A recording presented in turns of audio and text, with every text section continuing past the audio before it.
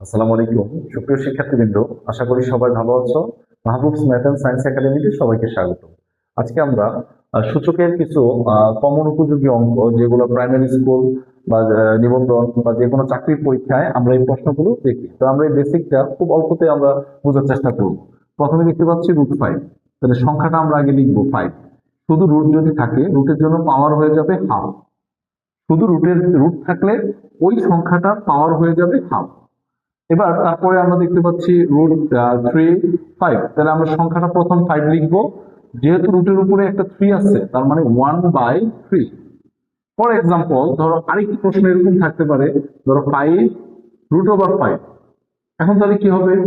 সংখ্যা কিন্তু 5, তাহলে ওই রুটটার জন্য 1/3 উপরে যা থাকবে, যেই সংখ্যাটাই থাকবে সেটা হবে 5।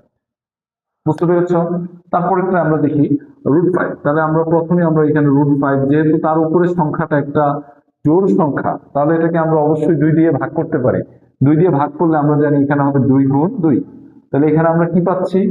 এই একটা স্কোয়ারের সাথে একটা রুট, কারণ এখানে স্কোয়ার রাখতেই হবে। তুমি স্কোয়ার এখানে যদি রাখো, ওই স্কোয়ারের সাথে তোমার এই রুট কিন্তু কাটা, কারণ একটা স্কোয়ার উঠে গেলে তার ভিতরে যদি রুট থাকে, ওই রুটটাও কিন্তু উঠে যায়।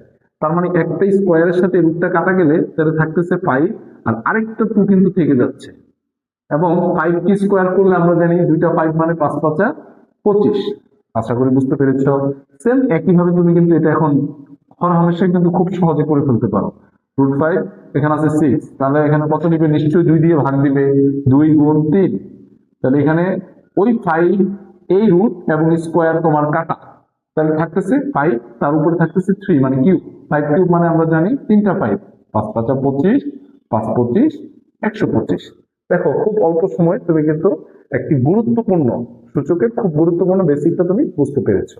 এভাবে নতুন নতুন ভিডিও পাওয়ার জন্য অবশ্যই আমার পেজটি এবং ইউটিউব চ্যানেলটি সাবস্ক্রাইব এবং লাইক, কমেন্ট, ফলো, শেয়ার দিয়ে পাশে থাকবে। ধন্যবাদ। আসসালামু আলাইকুম।